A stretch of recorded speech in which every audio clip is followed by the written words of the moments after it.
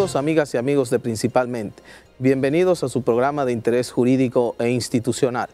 El profesor José Luis García Guerrero, director internacional de la maestría con doble titulación de la Universidad de Castilla-La Mancha y la Pontificia Universidad Católica Madre y Maestra, nos acompaña en esta edición. Con él hablaremos sobre partidos políticos, derechos fundamentales, interpretación constitucional, el rol de un tribunal constitucional y otros aspectos de interés. Acompáñenos.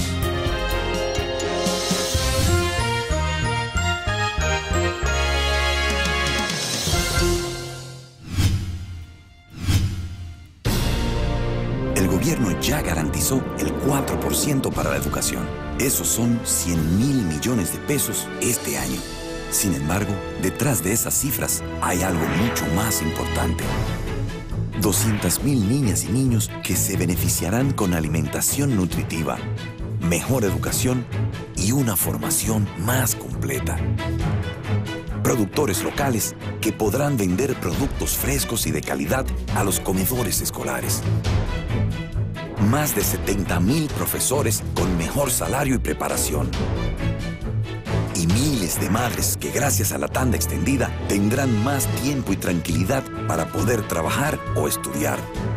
Así, el país entero avanza, con educación y oportunidades para todos. Un año cuidando a la gente. Gobierno de la República Dominicana. Ministerio de Educación. Hora de hacer lo que nunca se ha hecho. Desde el 1989, Seaboard se convierte en la primera generadora privada de energía de República Dominicana. En el 2012, reemplaza sus unidades de generación por la unidad Estrella del Mar 2, que opera con gas natural como combustible, armonizando con el medio ambiente y poniéndose a la vanguardia en la producción de energía limpia. Seaboard, comprometidos con la satisfacción de sus clientes, el desarrollo nacional y el medio ambiente.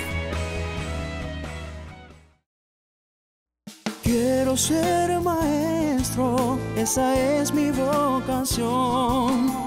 Quiero ser maestra y servirle a mi nación. Enseñar es sembrar, enseñar es crecer, crecer. Enseñando aprendemos, maestros queremos ser. El magisterio es una profesión digna y la mejor forma de servir a la patria. Ministerio de Educación, Instituto Nacional de Formación y Capacitación del Magisterio, INAFOCAM.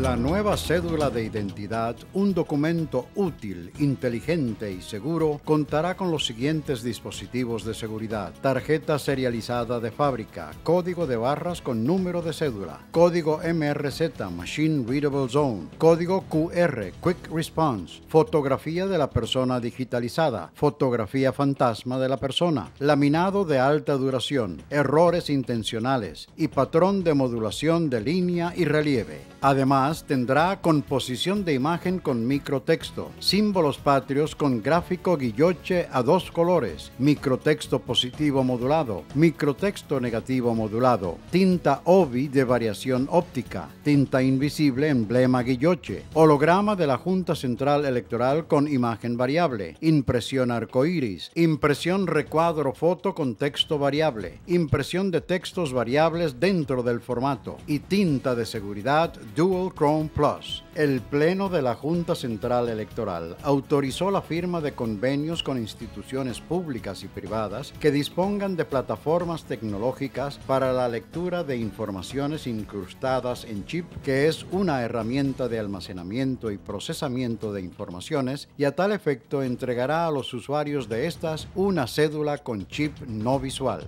La nueva cédula es un aporte más de la Junta Central Electoral a la seguridad y modernidad del Estado Dominicano. Junta Central Electoral, garantía de identidad y democracia.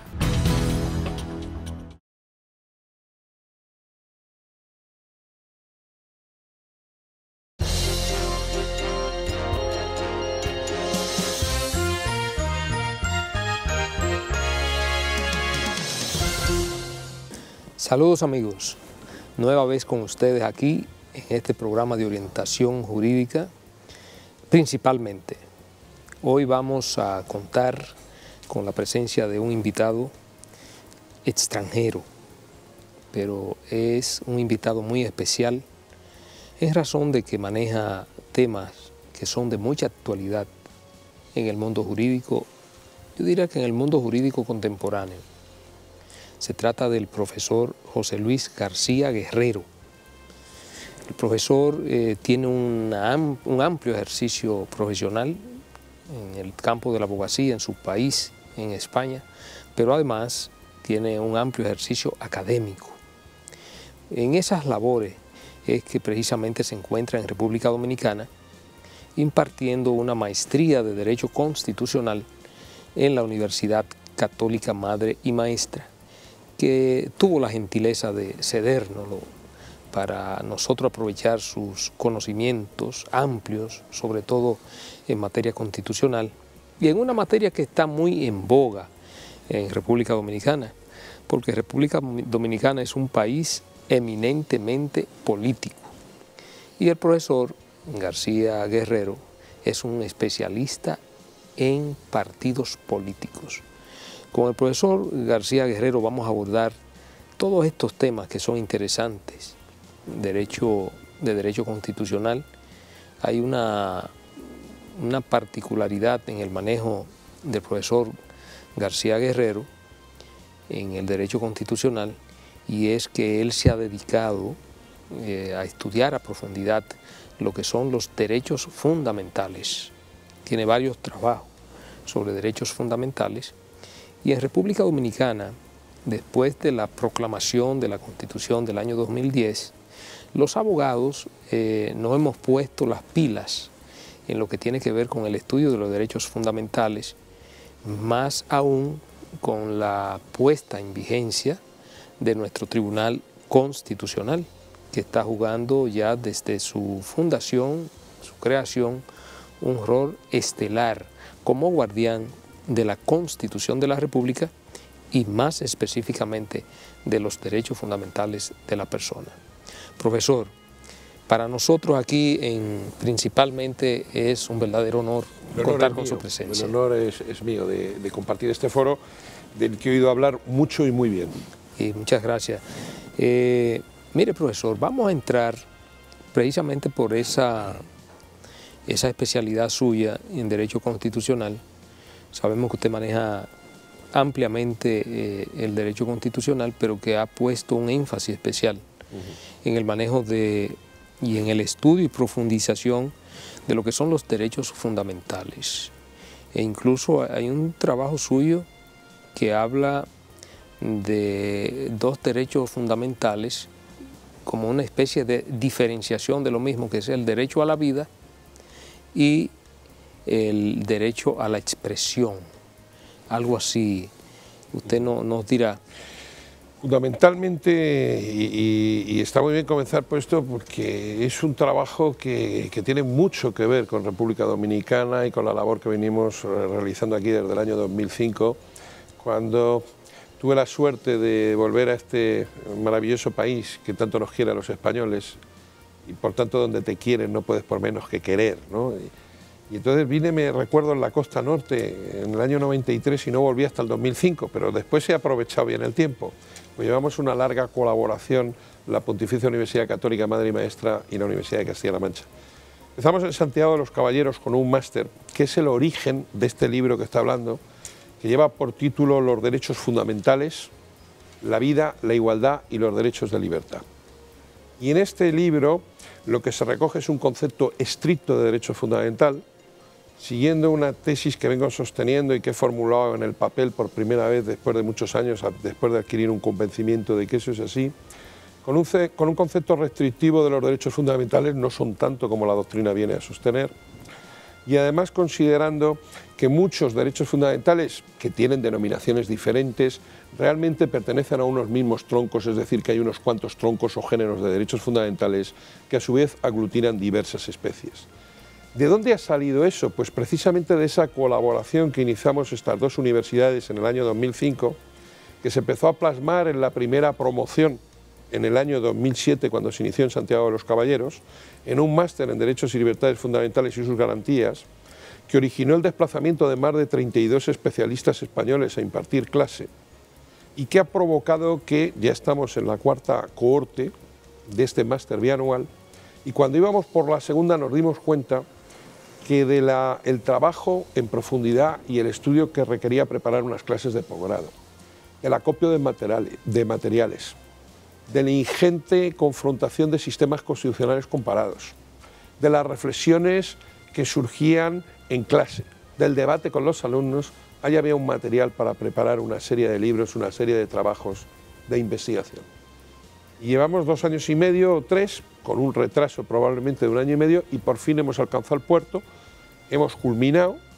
El libro salió editado por Tirant lo Blanc en octubre del año pasado, tiene una amplia distribución a través de esta editorial por todo Iberoamérica, y yo le he entregado esta mañana con una gran alegría al rector de la Pontificia un ejemplar del libro, porque en el preámbulo, antes de exponer mi novedosa tesis sobre los derechos fundamentales como unos cuantos géneros y múltiples especies, la primera página va dedicada a explicar cuál es el origen del libro, cómo esto se ha gestado en República Dominicana, cómo ha sido la colaboración entre ambas universidades, la inescindible relación que hay entre docencia e investigación.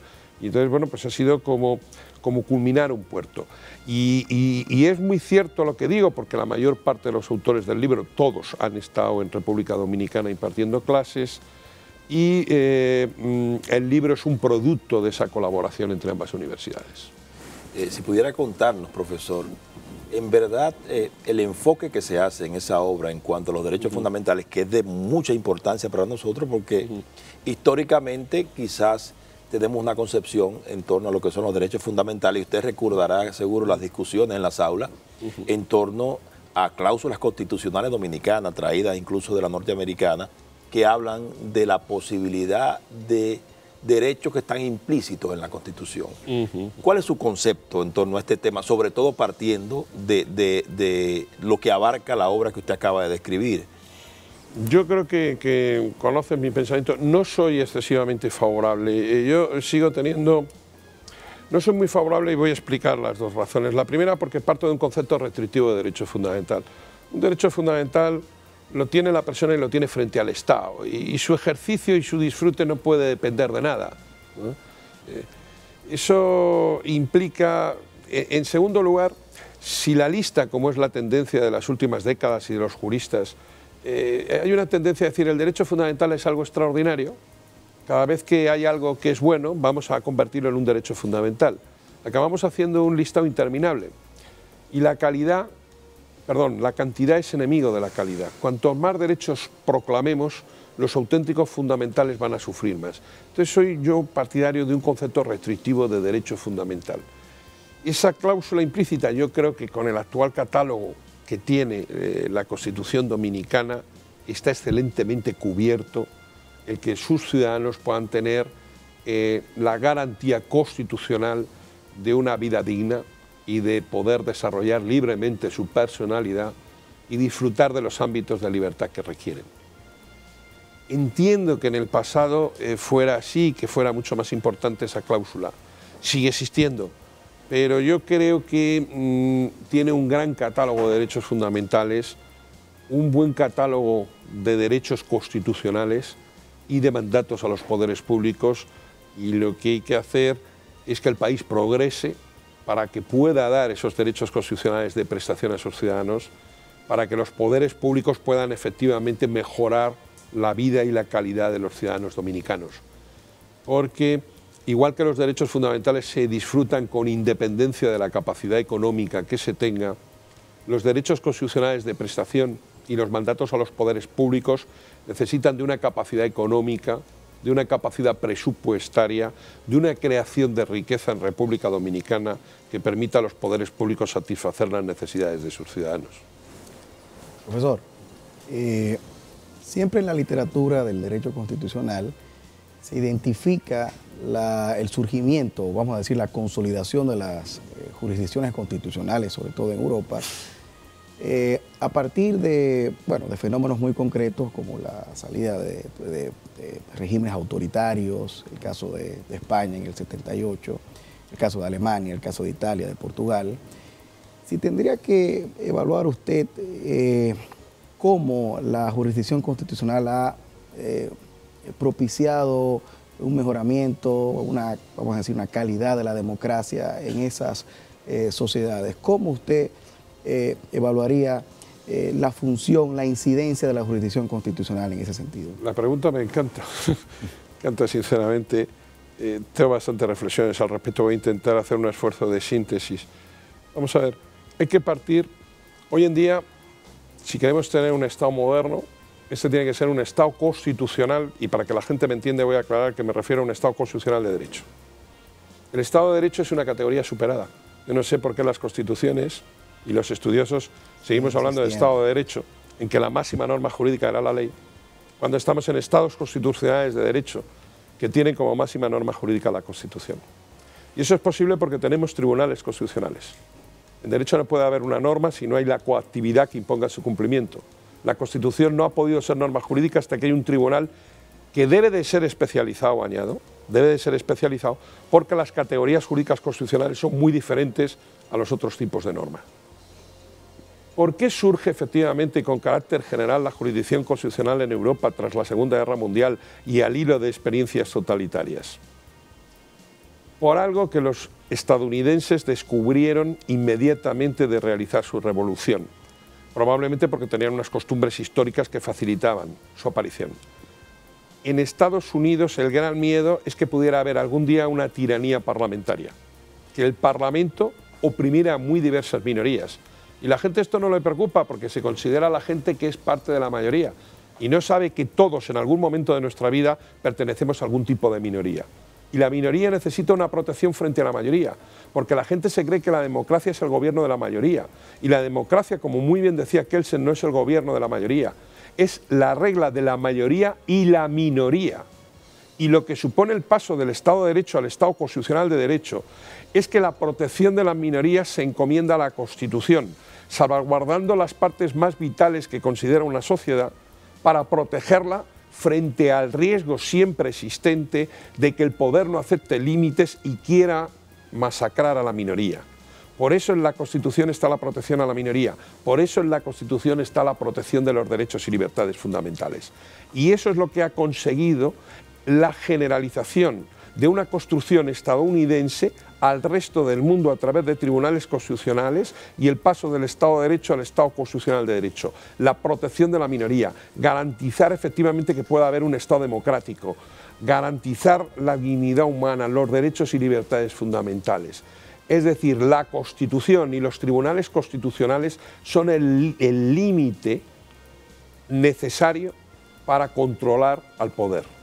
Es decir, profesor, que pudiera considerarse al Tribunal Constitucional como un órgano extrapoder y sobre todo como un órgano que limita, tal y como usted dice, lo que pudieran ser las extravagancias que en determinados momentos algunos gobiernos, algunos estados exceden en contra de los ciudadanos.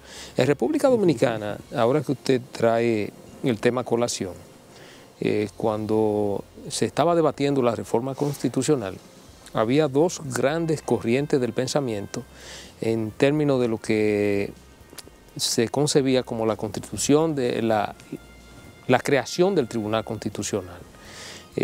Había un grupo de juristas prominentes del país que entendían que debíamos permanecer con el sistema de control difuso de constitucionalidad, pero además, si se mantenía el control concentrado de constitucionalidad, que lo tenía la Suprema Corte de Justicia, aparte del difuso, que se quedara en la Suprema Corte de Justicia.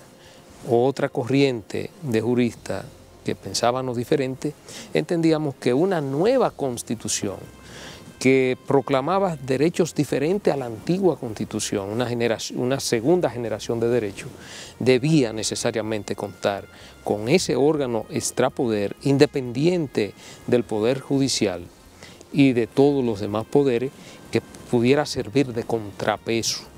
Y entendíamos que si bien es cierto que el Poder Judicial es el menos democrático de los tres poderes del Estado, porque incluso su elección viene de manera indirecta. No menos cierto es que otorgarle tanto poder lo convierte, como era antes de la reforma de la Constitución, en un superpoder, porque además de ser el menos democrático, controlaba a los demás poderes, el Ejecutivo y el Legislativo, que tenían una esencia mucho más democrática porque venían de la elección popular. En definitiva, los que abogábamos porque se incluyera el Tribunal Constitucional en la reforma, ganamos ese pleito. Luego vinieron otros reclamos, que el Tribunal Constitucional, por ejemplo, había como que limitarlo en términos de lo que era la revisión de las decisiones del Poder Judicial. Ahí se abrió otro gran debate nacional en el país y otra parte de juristas, entre los que nosotros nos incluimos nosotros, entendíamos que si bien es cierto que el Poder Judicial tiene, vamos a decir, el cierre de lo que son los casos normales, ordinarios, mucho menos cierto es que también sus actos también deben estar sometidos a la Constitución de la República y por consiguiente el Tribunal Constitucional, como lo puede hacer con los otros poderes del Estado, el Poder Judicial está sujeto, o las decisiones del Poder Judicial están sujetos a ser revisados por el Tribunal Constitucional, sobre todo cuando coliden con la Constitución de la República o cuando afectan derechos fundamentales.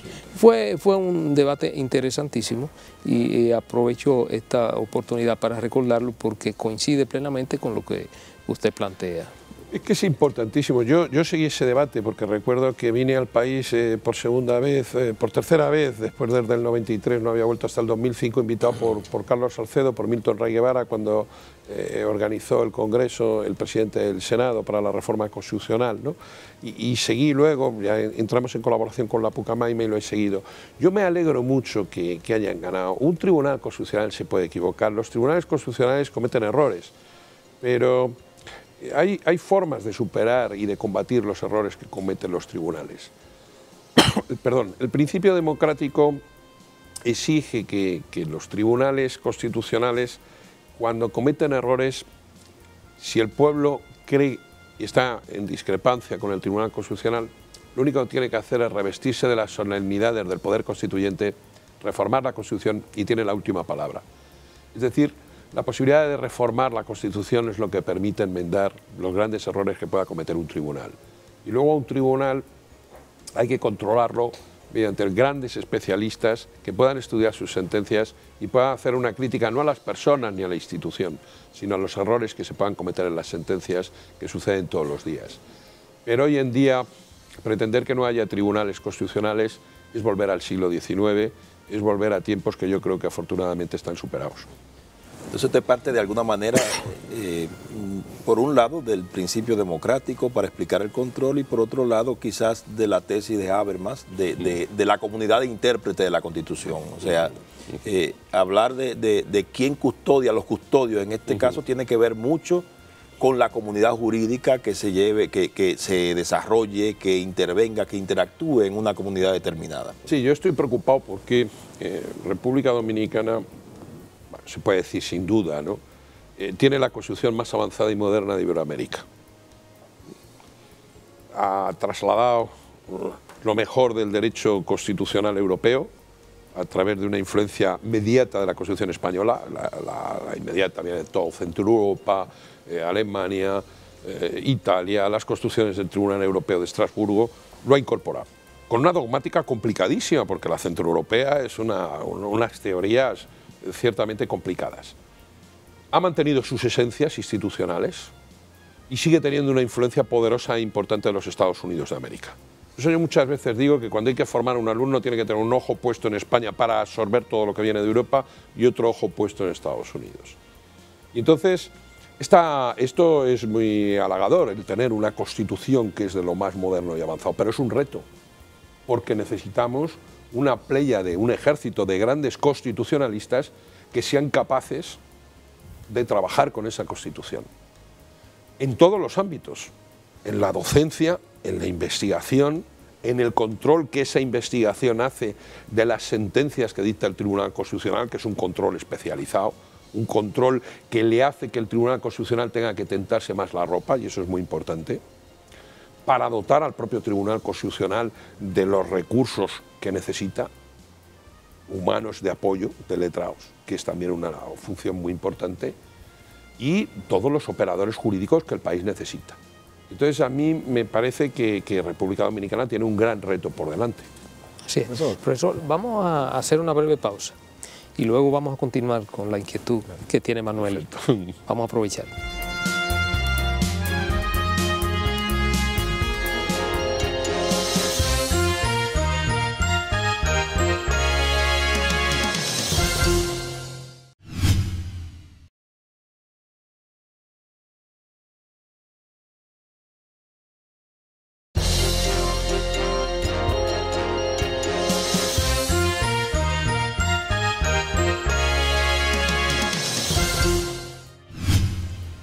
Profesor, a propósito de la discusión que se genera a partir de la crítica que pudiera darse contra las decisiones de los tribunales constitucionales, de las jurisdicciones constitucionales, Working, en un trabajo interesantísimo sobre la desobediencia civil, planteaba a propósito de eso la posibilidad de que el ciudadano, pues, más allá de simple y llanamente respetar la decisión de un tribunal, pues simple y llanamente pues, desobedeciera la decisión del Tribunal Constitucional, porque él decía, bueno, al final los tribunales constitucionales pueden cambiar de parecer en la medida de que la ciudadanía pues, exija esos cambios.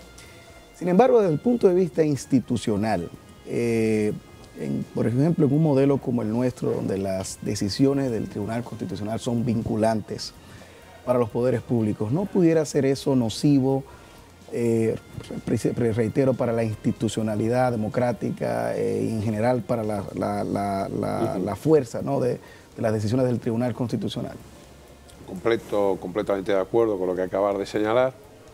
En desacuerdo con Working, que muestra ahí una vena de filósofo del derecho, en que a veces tienen unas ciertas desviaciones.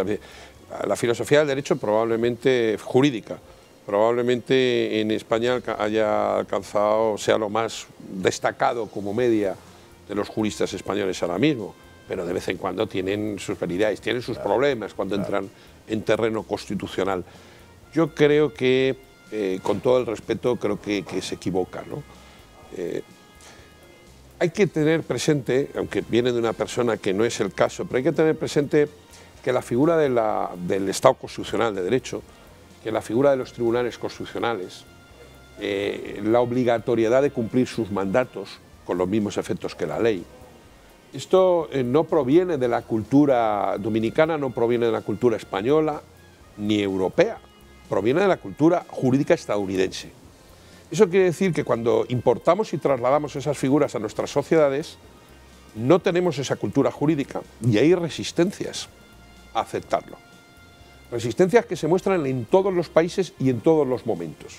Y que yo creo que los constitucionalistas, que sabemos en qué consiste el derecho constitucional, tenemos que combatir duramente. Podría poner muchos ejemplos.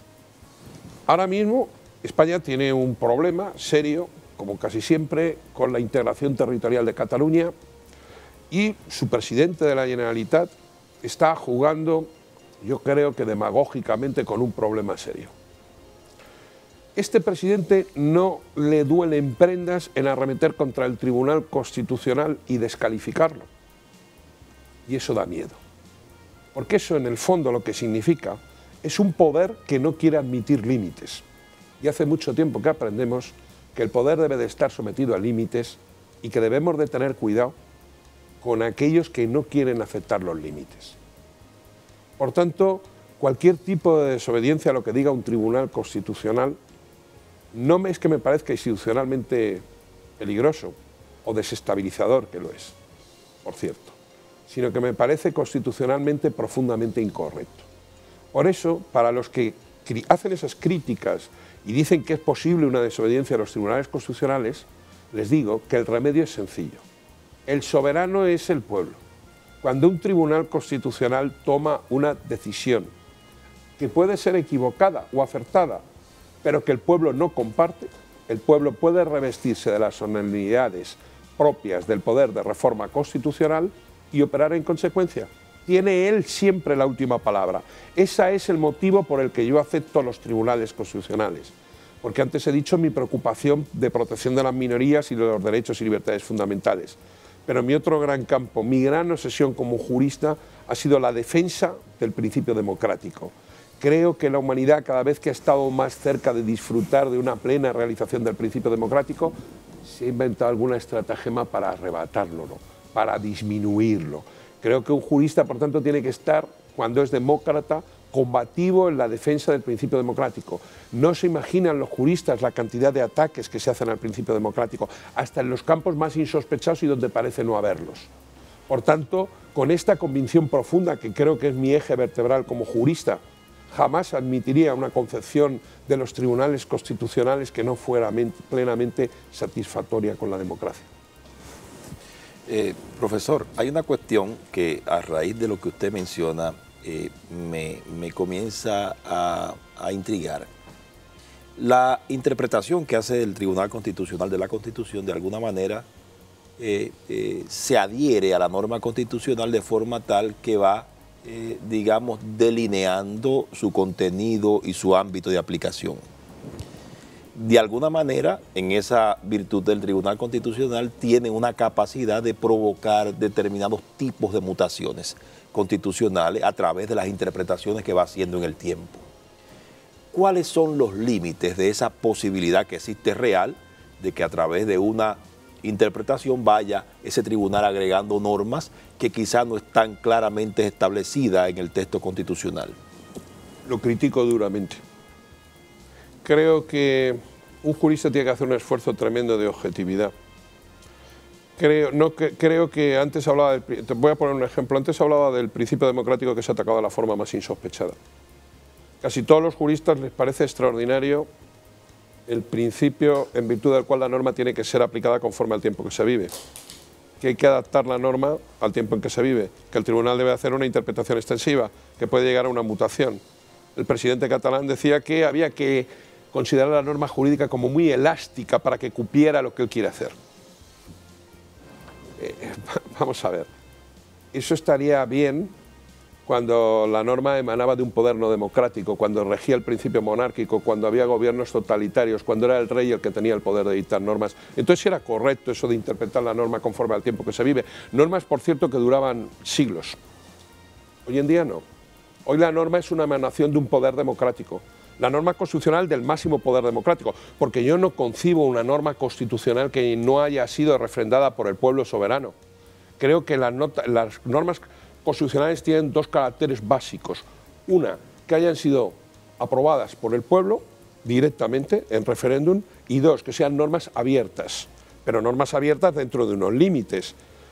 Por eso digo que la norma constitucional es muy difícil de interpretar por cualquiera. Cuando hacemos una norma con rango de ley, una norma legal, queremos que sea muy cerrada para que solo quepa una interpretación para garantizar la seguridad jurídica. Cuando tenemos una norma constitucional, queremos que sea un poco más abierta para que bajo la misma norma constitucional puedan gobernar partidos de diversa ideología y que puedan desarrollar esa norma en distintos sentidos ideológicos. Pero esa norma no es infinitamente abierta, tiene unos límites. Esto es mucho más complicado, quiero decir, no son técnicas habituales de los juristas. El ordenamiento constitucional es muy principialista, contiene muchos valores. Pero volviendo a lo que iba a decir, en la época del rey, en la época del principio monárquico, en la época en que la norma era una emanación del autoritarismo, era correcto interpretar la norma conforme al tiempo en que se vive. Hoy en día eso es un error. La norma hay que interpretarla conforme el primer criterio interpretativo debe de ser la voluntad del creador de la norma. Porque cuando es una norma constitucional, el creador es el soberano, es el pueblo. Y no hay nada más sagrado que esa voluntad. Y esa es la voluntad que debe buscar el jurista. Y cuando la norma es emanación del Parlamento y es una ley, es del representante directo del pueblo en ese momento. Y por tanto esa es la voluntad que hay que buscar. Y si la norma produce injusticias o produce errores, la culpa no es del juez que la aplica, es del creador de la norma que tiene que reformarla. No adaptemos la norma al tiempo en que se vive, que se modifique la norma, que se reforma. Eso es lo coherente con el principio democrático. Lo otro es propio del monárquico. Por tanto, critico, salvo excepciones, las sentencias interpretativas de los tribunales constitucionales, las mutaciones, las adaptaciones, las correcciones de justicia, la apelación a extraer norma de los valores, que son muy amplios, muy difusos y permiten que uno, investido en ropajes jurídicos, en vez de hacer la voluntad del pueblo, haga su propia voluntad. Que participe más de una interpretación originalista, digamos, de la Constitución. Creo que es obligatorio y de la ley cuando el principio democrático ha sustituido al monárquico. Creo que eso, en materia interpretativa, todavía la comunidad jurídica no se ha dado cuenta, es una reminiscencia del principio monárquico, de cuando era el antiguo régimen en Europa, y entonces la gente sigue pensando eso que es un error. Entonces hoy en día, hay muchos más criterios. El primero, el gramatical, uno no puede hacer interpretaciones en contra del tenor literal de la norma. La interpretación sistemática es básica, de relacionar unos preceptos con otros, buscar los principios y valores cuando tenemos dudas interpretativas para que esos valores y principios nos ayuden.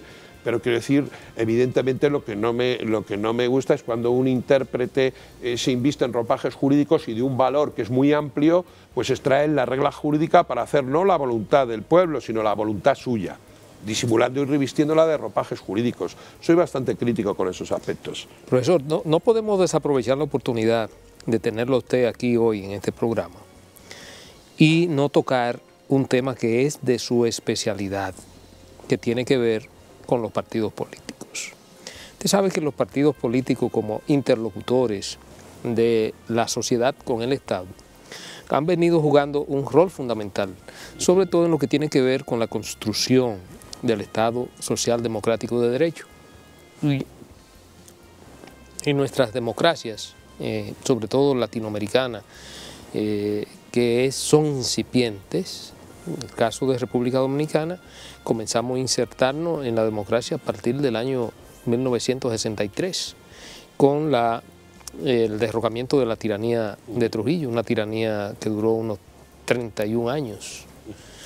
Y de ahí en adelante se ha venido desarrollando un sistema de partidos políticos. Sin embargo, los partidos políticos en Latinoamérica han venido acusando una serie de debilidades, y más que todo en Latinoamérica y más específicamente en República Dominicana, para poner el caso nuestro, relacionado directamente proporcional con el clientelismo político, que ha afectado grandemente el desarrollo de los partidos políticos y más que todo el desarrollo de los liderazgos. Se ha venido desarrollando un liderazgo clientelar y muchas veces tiene más posibilidades de acceder dentro de las cúpulas de esos partidos políticos y después a los cargos del Estado aquellas personas que tienen la posibilidad de manejar recursos económicos y que pueden satisfacer a la clientela. Desde su punto de vista, ¿cómo usted entiende que se ha venido desarrollando el sistema de partidos políticos de manera global y dando un vistazo por Europa y América Latina? ¿Cómo usted entiende cuáles son las fortalezas y debilidades del sistema de partidos políticos? Bueno, vamos a comenzar quizá por lo más sencillo, que es Estados Unidos, que tiene una profunda cultura democrática. Su sistema no es el máximo de potencial democrático, pero sin embargo eso es compensado por una gran cultura democrática de la sociedad y de sus órganos de poder. Tiene un concepto de partido que está en el límite de lo que se puede considerar un partido. Es prácticamente, yo dentro de los partidos, acudiendo a la definición de Ferri, un destacado autor italiano, tendría que estaba el partido, su comité electoral, que era el encargado de relacionarse con la administración electoral, y su grupo parlamentario encargado de expresar la voluntad del partido en la Cámara Parlamentaria. En Estados Unidos el partido político básicamente es un comité electoral y sobre todo a nivel federal es una superposición de comités electorales. El partido de Estados Unidos se aproxima más a un auténtico partido político en el ámbito municipal. pero según vamos ascendiendo al ámbito estatal y sobre todo el federal, empieza a ser más bien una superposición de comités electorales. Pero eso es propio de lo que el mecanismo constitucional estadounidense quiere. No quiere partidos fuertes, quiere una estricta separación entre el gobierno y el parlamento, no quiere que haya un partido que controla el gobierno y el parlamento. ¿Por qué? Porque no quiere un poder fuerte, quiere un poder débil que permita que su concepción liberal, su concepción de no intervención del Estado, su concepción individualista pueda predominar. Es el sistema constitucional más coherente que conozco para los objetivos que persigue. Y no me gusta, no lo comparto, prefiero el modelo europeo. Pero sin embargo sí le reconozco su coherencia profundísima de sus estructuras constitucionales para conseguir aquello que buscan. En cambio, el partido político europeo era similar al de Estados Unidos, estaba basado en lo que yo llamo una democracia representativa liberal clásica durante el siglo XIX. Pero a finales del siglo XIX aparecen los grandes partidos socialistas y cambia el modelo de partido. Porque ya el Parlamento para empezar ya no está solo una clase social, ya no están solo los burgueses. Toda la sociedad ha cedido al Parlamento, incluidas las clases más desfavorecidas. Entonces los grandes partidos socialistas de izquierdas en Europa no quieren mandar a sus parlamentarios al Parlamento para que opinen lo que ellos quieran, no, quieren transformar la sociedad, quieren cambiarla. Y para poder cambiar la sociedad tienen que ir muy organizados y tienen que controlar el Parlamento, que el Parlamento nombre al gobierno y hay una especie de fusión entre el Parlamento y el gobierno. Y entonces se crea un concepto de partido de lo que yo llamo la democracia representativa de partidos. Un partido que tiene dentro de su estructura, dentro de su organización, un comité electoral y un grupo parlamentario. Y que utiliza una mayoría parlamentaria para controlar el gobierno y poder diseñar la sociedad conforme al ideario político que tiene ese partido. Es un partido fuerte y de ahí surgió el Estado social, sin duda alguna, que ha pervivido con los derechos fundamentales propios del Estado liberal en Europa y que creo que ha hecho una mezcla muy adecuada. Estos partidos tienen un gran problema que debo de denunciar y que vengo reiteradamente señalando desde mis primeros escritos, que para que esos partidos sean efectivos, para que la democracia pueda funcionar bien, se requiere que haya democracia interna dentro de los partidos. Y en Europa, lamentablemente, el nivel de democracia interna en los partidos es muy bajo. Está en los mínimos para no incurrir en inconstitucionalidad. Y además quiero añadir con eso que aunque en Europa los estudiosos se resistan, la única forma de que haya democracia interna, es que los jueces intervengan para controlar las normas internas de los partidos políticos para garantizar los derechos de los militantes de los partidos. Eso es muy importante, en Europa no se acepta, he visto con agrado cómo en República Dominicana se sigue esa vía, cómo la Constitución al Tribunal Central Electoral le da esa función. He visto con mucho agrado que el Tribunal del Poder Electoral Federal en México está siguiendo esa misma vía que yo vengo preconizando desde hace más de 18 años. No acabo de contestar a la pregunta de los partidos iberoamericanos, Yo tengo mis dudas. Mucho tiempo he pensado si estamos ante un partido tipo de Estados Unidos o ante un partido europeo. En el caso de República, que creo conocer un poco más, creo que estamos ante un partido más cercano al europeo que al de Estados Unidos. La Constitución también me parece que es más propia de una democracia representativa de partidos que de una liberal. Creo que el problema del clientelismo es muy grave, no tengo una solución inmediata, pero creo que le hará un bien al partido dominicano crear mecanismos que incentiven la democracia interna y crear exhaustivos controles sobre la financiación de esos partidos. Mecanismos estatales de control sobre la financiación de los partidos, mecanismos que garanticen que haya democracia interna, mecanismos que permitan que aquellos ciudadanos que tienen una mayor propensión a la esfera pública puedan utilizar el partido como instrumento para incrementar su participación política, ayudando a la confección del programa del partido y ayudando a la elección de los candidatos que se van a convertir en cargos públicos. Profesor, en ese mismo sentido, quizás sea importante, ¿no? sobre todo para los que no nos ven, entender la naturaleza jurídica de los partidos políticos. Eso siempre ha sido un tema de discusión, sobre todo cuando vemos cómo el Estado ha insistido, sobre todo en intervenciones que guardan relación con el tema de la transparencia, los fondos públicos.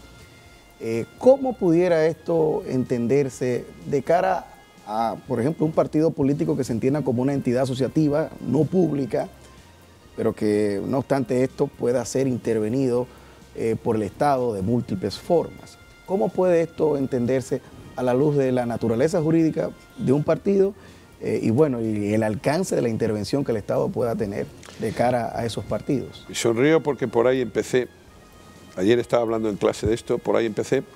Tuve 3 años obsesionado en intentar demostrar que los partidos eran órganos del Estado, órganos constitucionales. No lo logré, estaba equivocado, rectifiqué rápidamente y creo que en el libro de 2007 he alcanzado, digamos, la solución, alcanzando un concepto de partido, cuál es la función del partido y cuál es su naturaleza jurídica. Entonces, la pregunta, pues imagínese, parece como si hubiera estado leyendo mis trabajos intensamente, ¿no? Agudísima. Vamos a ver. Voy a comenzar diciendo lo que bajo ningún concepto son los partidos son asociaciones de derecho privado. Afortunadamente yo ya en mi escrito del año 90 creo que demostré en mi primer trabajo sobre los partidos políticos, un artículo del año 90 que ha tenido una gran repercusión científica, abordaba la cuestión de la naturaleza jurídica, me equivocaba en que eran órganos constitucionales, pero desde luego no cometía el mismo error al decir que lo que no eran asociaciones de derecho privado, que nadie se engañe. Eso es lo que seguro que no son. Y algo de caso me hizo el legislador español porque en la nueva ley de partidos políticos se desvincula a los partidos de las asociaciones de derecho privado legalmente, que era el único vínculo que había. Nuestro Tribunal Constitucional español sigue ciego, sigue diciendo que son asociaciones de derecho privado, pero no es porque está ciego. Porque quiero decir, el legislador ya en el 2003 desvinculó el artículo 6 que regula en España los partidos políticos del 22, que es el derecho a asociación, y permitió que se constituyan como lo que son, organizaciones jurídicas. Ahora bien, ¿qué tipo de organización jurídica? ¿Qué tipo de persona jurídica? Yo me va a permitir que recurra a un símil. Piense en un árbol, piense que la tierra y donde se hunden las raíces es la sociedad, piense que las ramas es el cielo. El cielo, el aire, donde están las ramas, perdón, es el aparato del Estado. Los órganos del Estado. El partido es el instrumento que, hundiendo sus raíces en la sociedad, permite, cogiendo los nutrientes, los va transformando en savia que llega a las hojas de las ramas, que son los órganos del Estado. Lo que hace posible que ese abono orgánico que hay en las raíces vaya subiendo, se vaya convirtiendo en savia y lleve a las hojas, que serían los órganos del Estado, es decir, las ramas del árbol es el aparato estatal, las raíces es la sociedad. La sociedad tiene que estar en contacto con el Estado en un Estado democrático. Este árbol es lo que permite esa relación entre el Estado y la sociedad. Esa es la naturaleza jurídica del partido político, una organización jurídica que no puede ser nunca un órgano del Estado, porque cuando un partido expresa su voluntad, esta no siempre es la del Estado. Es uno de los argumentos fundamentales, y que no puede ser nunca un órgano del Estado, porque se basa en el principio de la autonomía de la voluntad, en la libre creación de partidos políticos. O sea, por eso no puede ser órgano del Estado, porque un partido, si no se crea libremente, no hay partido. ¿Y por qué no puede ser una asociación de derecho privado? Oiga usted, porque sin partidos no hay Estado democrático, porque la Constitución contiene su regulación esencial y es una institución tan central y tan importante que sin partidos no habría Estado democrático. Es mucho más complicado, pero estoy intentando sintetizarlo, no he quedado plenamente satisfecho de la síntesis que he realizado, pero tienen una cierta cualidad orgánica, como ha reconocido el Tribunal Constitucional alemán. Alguna doctrina habla que se encuentra en una zona gris entre lo público y lo privado. Son un instrumento de intermediación y de relación entre la sociedad y el Estado, con forma de persona jurídica. Bien, profesor, interesantísimo. Vamos a hacer una breve pausa, pero vamos a seguir ya en el próximo segmento para concluir con los partidos políticos.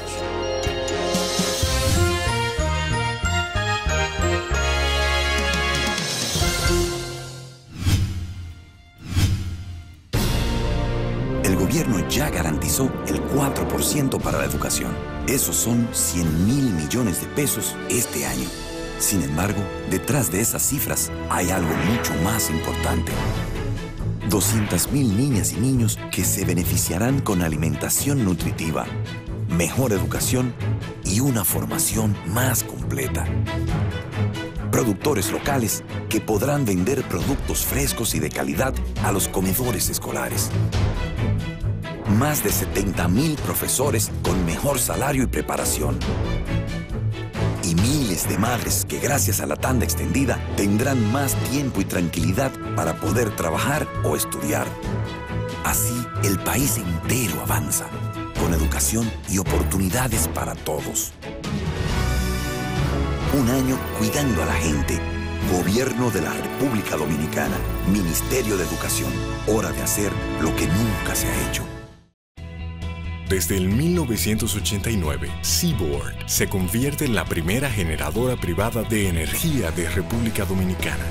En el 2012, reemplaza sus unidades de generación por la unidad Estrella del Mar 2, que opera con gas natural como combustible, armonizando con el medio ambiente y poniéndose a la vanguardia en la producción de energía limpia. Seaboard, comprometidos con la satisfacción de sus clientes, el desarrollo nacional y el medio ambiente. Quiero ser maestro, esa es mi vocación.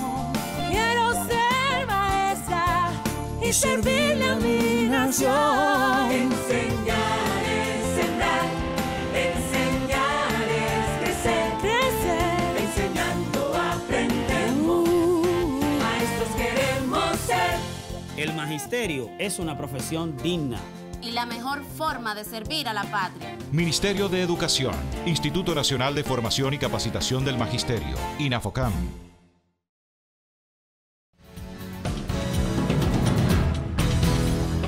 La nueva cédula de identidad, un documento útil, inteligente y seguro, contará con los siguientes dispositivos de seguridad: tarjeta serializada de fábrica, código de barras con número de cédula, código MRZ, Machine Readable Zone, código QR, Quick Response, fotografía de la persona digitalizada, fotografía fantasma de la persona, laminado de alta duración, errores intencionales y patrón de modulación de línea y relieve. Además, tendrá composición de imagen con microtexto, símbolos patrios con gráfico guilloche a 2 colores, microtexto positivo modulado, microtexto negativo modulado, tinta OBI de variación óptica, tinta invisible emblema guilloche, holograma de la Junta Central Electoral con imagen variable, impresión arcoíris, impresión recuadro foto con texto variable, impresión de textos variables dentro del formato y tinta de seguridad Dual Chrome Plus. El Pleno de la Junta Central Electoral autorizó la firma de convenios con instituciones públicas y privadas que dispongan de plataformas tecnológicas para la lectura de informaciones incrustadas en chip, que es una herramienta de almacenamiento y procesamiento de informaciones, y a tal efecto entregará a los usuarios de estas una cédula con chip no visual. La nueva cédula es un aporte más de la Junta Central Electoral a la seguridad y modernidad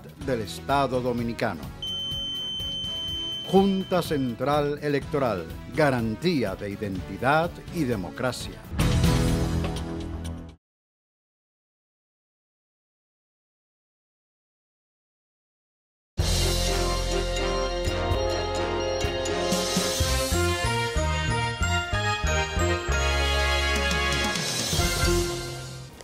Seguimos, amigos, con Principalmente. Bueno, profesor, la verdad que como decíamos con Lorenzo que 1 hora es muy poco para conversar con usted sobre estos temas. Mire, siguiendo con los partidos políticos,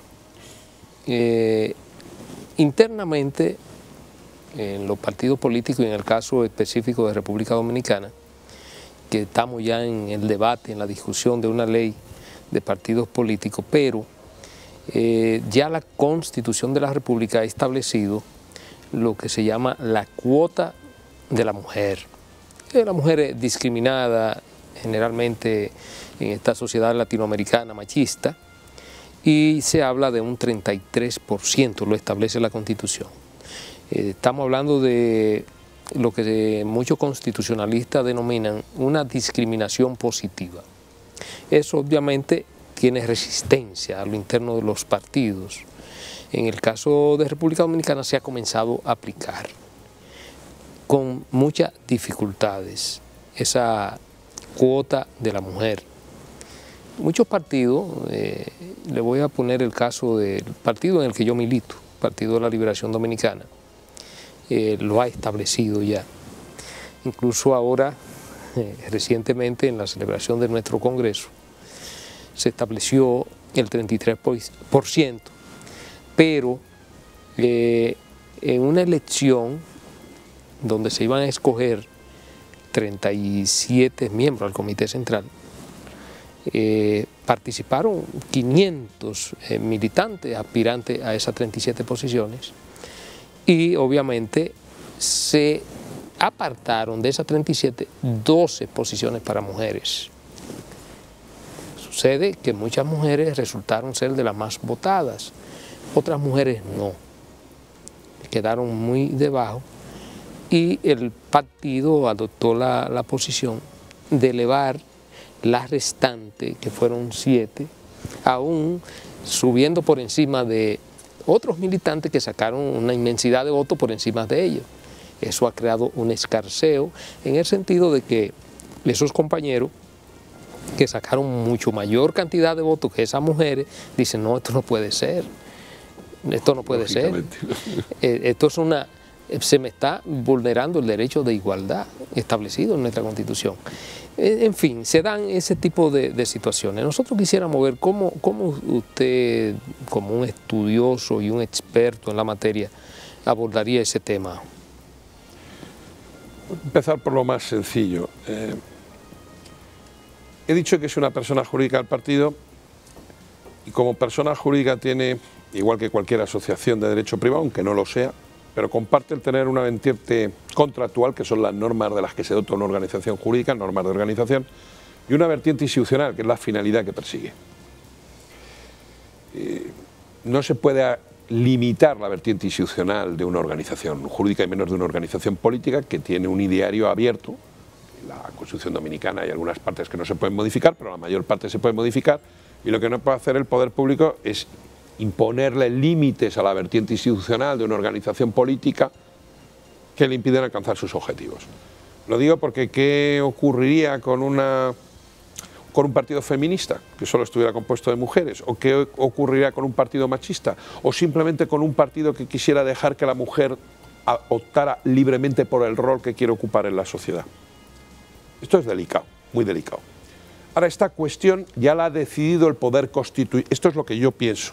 O sea que no me parece muy adecuado esos límites a la vertiente institucional, a la finalidad que quiere perseguir una organización política. Ahora, como jurista debo de ser objetivo, y esto es lo que yo pienso. ¿Y qué sucede? Que en España no hay ninguna disposición como la que hay en República Dominicana, y por eso yo en España tengo por escrito que es inconstitucional esa imposición a los partidos políticos, por ejemplo, pero también a otras organizaciones, pero hablamos de partidos políticos. Correcto. ¿Y qué sucede en República Dominicana? Que piense yo como jurista lo que piense, la Constitución ha tomado la decisión por mí. Y la decisión que ha tomado es que ha limitado a quien quiera ser un partido político con esa norma. Y por tanto, aquí, a diferencia de España, sí es constitucional. Esta es la primera parte que decía que era lo sencillo. Me planteas otra cuestión que es más complicada y que además me voy a mojar. Hombre, efectivamente se le ha vulnerado una serie de derechos a esos militantes, en el caso que me relatabas, porque han sido discriminados por su condición de varón, que habían obtenido más votos. Y ahora me voy a mojar más todavía. Soy generalmente contrario a las medidas de discriminación inversa, y ya no me refiero a esto de las cuotas.